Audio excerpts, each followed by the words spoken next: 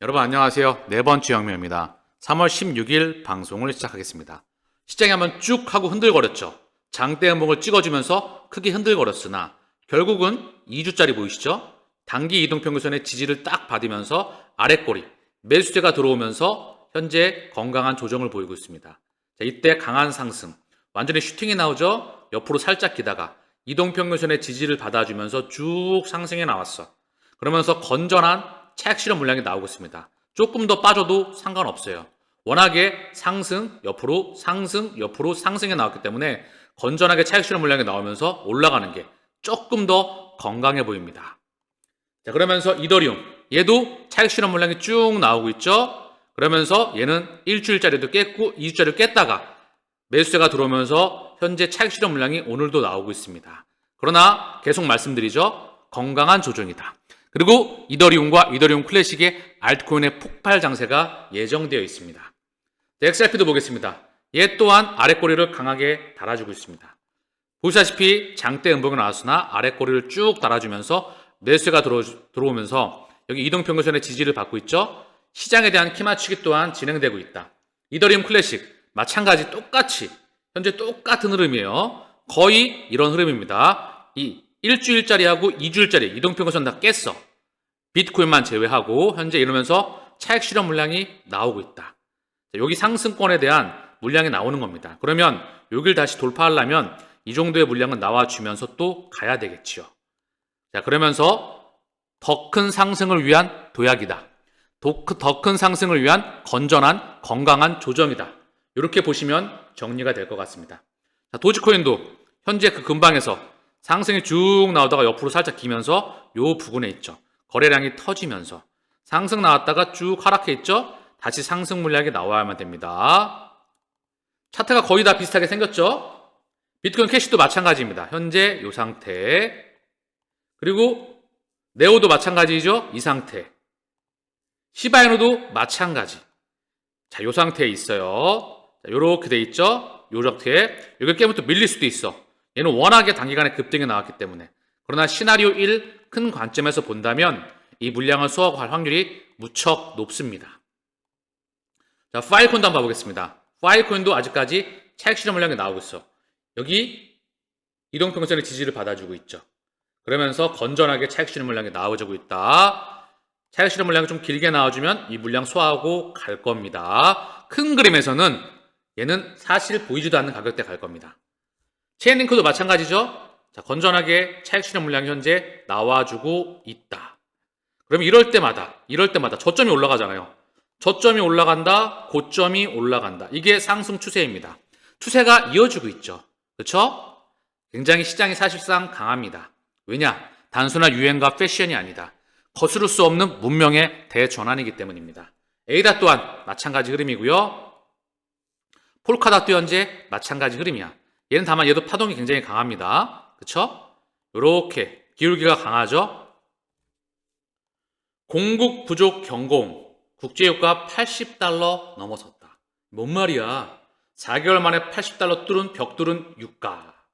자, 그러면서 원유 종말론서 말 바꾼 IEA, 국제에너지기구가 원유 종말론으로 말을 바꿨습니다.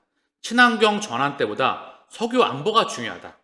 작년 원유 수요 전망치 낮추며 오펙과 각 세우더니 꼬리 내렸다. 국제 유가가 급등이 나오고 있다. 유가가 $80가 넘어섰다. 이런 말이 나오고 있네요. 참 재밌죠? 이들은 얼마든지 원자재 가격을 움직여서 원자재 가격의 중심이 바로 원유입니다. 원유에는 이렇게 WTI, 이게 세계 지표유죠. 브렌트유, 영국산 브렌트유가 있고요. 중동산 두바이유가 있어. 그 중에 중심은 WTI유입니다.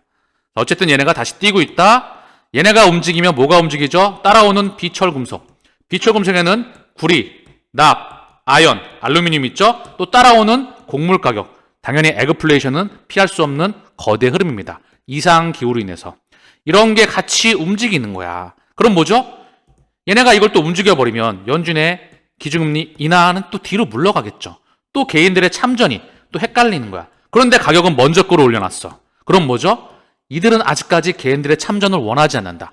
이를 또 뒤집어서 생각을 해보면 뭐다? 이들의 이면 속내를 살펴보면 아직까지 얘네들이 많이 올리려고 하는구나. 그러니까 니들은 들어오지 마. 이거에 대한 깜빡이를 켜주고 있는 겁니다. 삼성전자, 미국 반도체 추가 투자가 유력하다. 인텔 TSMC와 고객 확보 대혈투. 미국 반도체 보조금 삼성 예상겜 8조 원.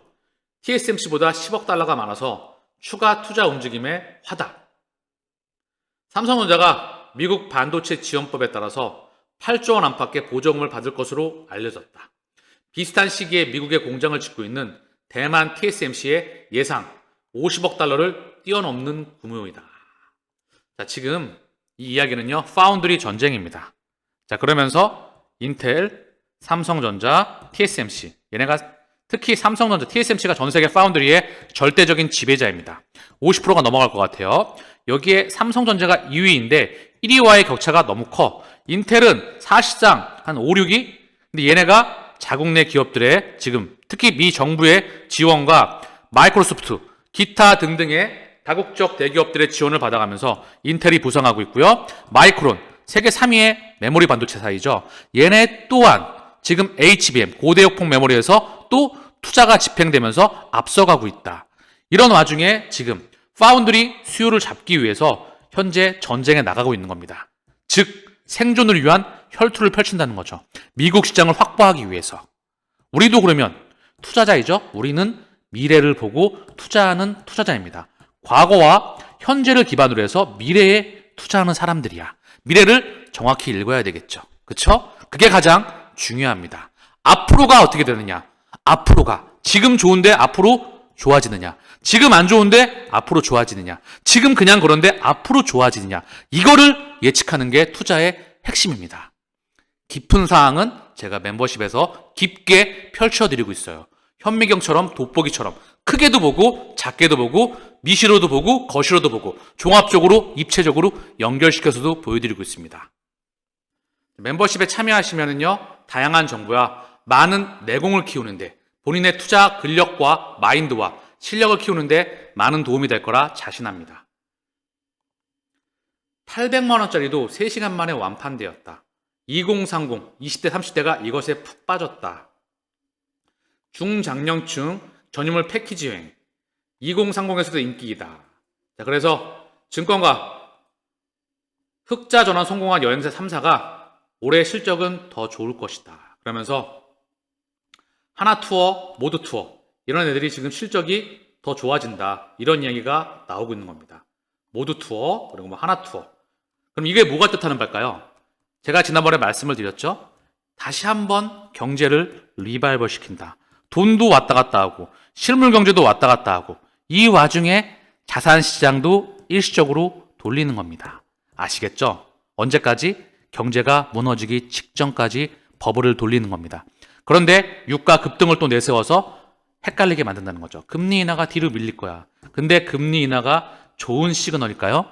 저는 결코 좋은 시그널이 아니다라고 보고 있습니다. 비트코인 나만 없나? 불안하다. 현재 나만 없으니까 불안하니까 포모 상태에 빠져서 나도 참전할 거야. 극단적인 탐욕 상태에 빠졌다. 미디어에서 이렇게 나오는데요. 저는 NO! 여기에 대해서 NO! 단순한 패션과 유행이 아니다. 그렇다고 한다면 마이크로스트레치에 1조 원 상당의 채권을 발행해서 비트코인을 추가로 매입하는 일은 없었을 겁니다. 지금이 뿜어였단 말입니다. 이들이 개인 투자자에게 물량을 넘긴다고 한다면 지들이 잠지를 않을 거 아닙니까? 그쵸? 아주 간단한 거야. 미디어에 휘둘리면 안 된다. 자, 그러면서 우리가 바라봐야 될 것보다 비트코인 시가총액이 1조 4,430달러를 넘어서 보시면 이제 은을 넘어섰다. 이 이야기가 나오는데요. 이 한 장에 비트코인의 미래가 담겨 있습니다. 고작 금까지도 아직까지 많이 남아있어. 10배가 남았죠? 비트코인이 고작 10억을 보고 가는 게 아닙니다. 저는 100억을 말씀드려요. 이더리움이 5억에서 10억, 리플이 100만 원. 그러면 여기에 섹터별 대장인 알트코인들은 과연 어디가 있을까? 이거를 보고 여기 투자하는 겁니다. 일생일대의 기회가 우리 곁에 오고 있다. 이거를 다른 전문가는 이렇게 얘기하고 있습니다. 비트맥스의 아소 헤이지가 암호화폐 강세장 이제 시작이다. 그러면서 암호화폐 강세장은 이제 막 시작됐다. 이제 많은 사람들이 퇴직 계좌를 통해서 비트코인 현물 ETF를 포트폴리오에 할당할 것. 아직 재밌는 시장은 시작되지도 않았다. 그간 일부 쓰레기 코인으로 10배 수익을 올렸겠지만 이제는 1000배 수익도 노려볼 수 있다. 일생일대의 기회가 우리 눈앞에 펼쳐진 겁니다. 그 미래를 정확히 읽었나 읽지 못했나 아니면 찔끔 먹고 빠지느냐, 그건 진짜 하수 중에 하수겠죠. 그리고 사고팔고 하다가 결국 버블에 합류하지 못하는 겁니다. 네 번째 혁명 채널과 멤버십 방송을 통해서 여러분들은 그 미래를 정확히 읽게 되실 겁니다. 미국 재무부 장관 자넷 옐런이죠. 준비통화로서 미국 달러 하락을 예측한다.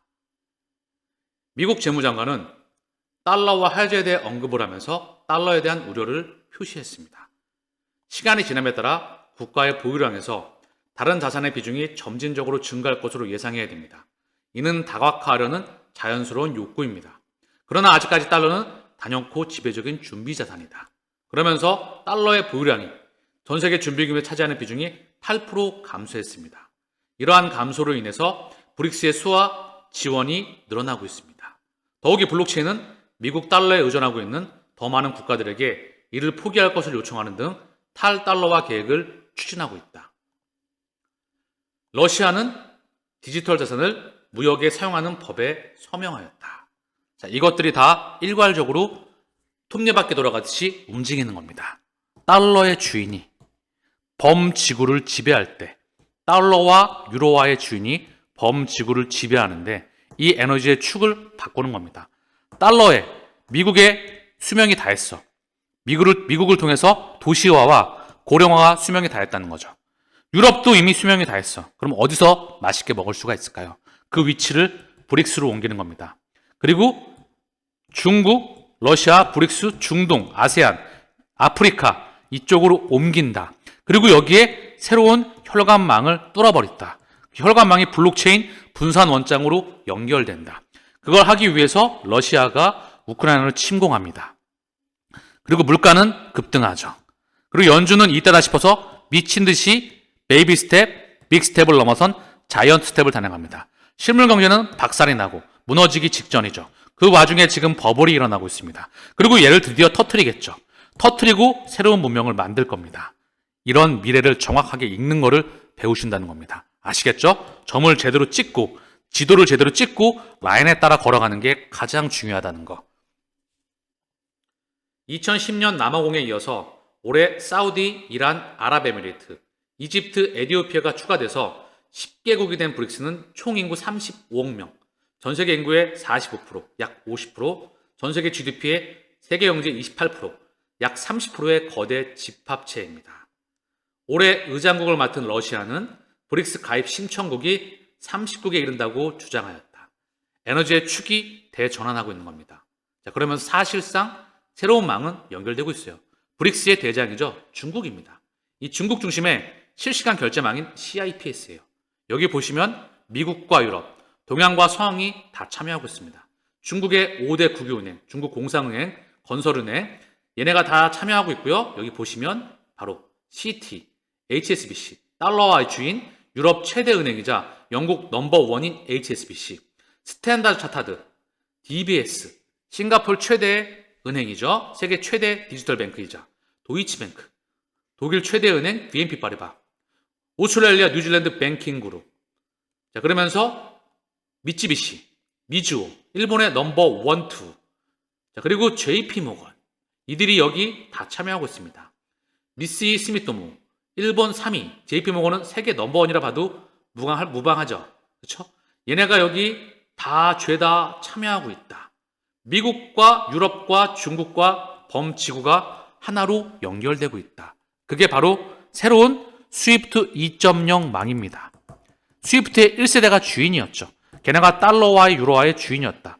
이 달러와 유로화의 주인장들이 중국과 브릭스의 리더들과 함께 이 새로운 도화지에다가 그림을 그리고 있는 겁니다. 매트릭스 포트 설립자, 비트코인 급락, 알트코인 시즌 임박 시그널이다. 이더리움 코어 개발자, 댄쿤 업그레이드 큰 문제 없이 순조롭게 마무리되었다. 바네크 포트폴리오 책임자, 이더리움 현물 ETF 시장 규모는 비트코인 ETF는 클 것으로 예측한다. 이더리움이 폭발할 겁니다. 그리고 알트코인들이 대폭발이 예정되어 있습니다. 말레이시아 미중 반도체 전쟁의 깜짝 승자이다. 동양의 실리콘밸리, 페낭 18개월 새 기업 수십 개가 신설하고 증설하였다. 고부가가치 분야 진출 야심. 자, 그러면서 미중 반도체 전쟁의 승자로 놀랍게도 말레이시아라는 분석이 제기가 되었다. 자, 그러면서 미국의 거대 반도체 기업 마이크론, 인텔을 비롯해서 유럽의 반도체 기업인 AMS, 인피니언이 포함되어 있다. 인텔의 경우 1972년 미국의 지역으로 처음 생산 시설을 세웠다. AMD, 그리고 일본의 르네사스, 키사이트 테크놀로지 등이 뒤따르면서 이 지역은 동양의 실리콘밸리로 불리웠다. 인쇄회로 기판 제조업체인 심텍을 비롯한 한국 기업과 일본 기업뿐만 아니라 중국 기업들도 다수 진출하고 있다. 말레이시아의 거점에 이미 선전망이 깔리고 전문가 기득권이 다 완료가 됐습니다. 새로운 혈관망이 완성이 되어 있어요. 바로 얼마 전에 말씀을 드렸죠. 인페이는 트랑글로의 글로벌 확장을 지원합니다. 국제결제회사인 인페이는 트랑글로의 유럽 확장을 촉진할 계획을 발표했습니다. 인페이는 세파를 제공하여서 트랑글로의 유럽 확장을 촉진할 계획입니다. 자, 트랑글로가 어디죠? 말레이시아의 거대 송금 기업입니다. 그럼 말레이시아, 유럽이 연결되죠. 인페이를 통해서. 자, 그러면서 볼게요. 말레이시아가 주요 거점 지역으로 공장들이 또 몰려가고 있잖아요. 리플이 트랑글로의 지분 40%를 인수하였다. 아시아 최고의 국경 간 결제 전문 기업. 자, 트랑글로에 대해서 지분 40% 인수했다. 그러면서 인페이, 조금 전에 보셨던 유럽과 연결되었던 머니그램, CIMB, 락뱅크가 연결되었다. 이 CIMB는 어디죠? 바로 말레이시아의 거대 은행입니다. 락뱅크는 어디죠? 아랍에미레이트의 또 거대 은행입니다. 그러면 아랍에미레이트, 유럽, 아랍에미레이트, 말레이시아, 유럽, 여기가 연결되고 있다는 거죠. 자, 그럼 귀에 꽂히게 말씀을 드리면요, 이 인페이는요 70개 이상의 통화를 제공한다. 자, 그러면서 24개 유럽 지역에 걸쳐서 국경 간 결제 제품군을 확장할 수 있는 기술 및 규제 인프라를 트랑글로에 제공한다. 70개 이상의 통화, 그러면 유럽 여기가 24개 유럽 지역, 여기에 말레이시아, 아랍에미레이트, 여기가 연결되는 겁니다. 70개 이상의 통화에 다양한 국가가 포진되어 있겠죠. 그럼 말레이시아가 상당히 주목을 받고 있죠. 실물 경제를 여기 띄워주고 얘를 키워주고 거기에 혈관망을 갖다 꼽는 겁니다. 이게 그들이 벌이고 있는 작업 방식이에요. 이쯤 되면 정확히 읽었다고 했을까요? 오늘 방송은 여기서 마치겠습니다. 투자의 가장 큰 핵심은 뭘까요? 미래를 정확히 예측할 수 있는 통찰력입니다. 현재와 과거를 기반으로 해서 앞으로가 어떻게 되는지, 그게 가장 중요한 키포인트입니다. 앞으로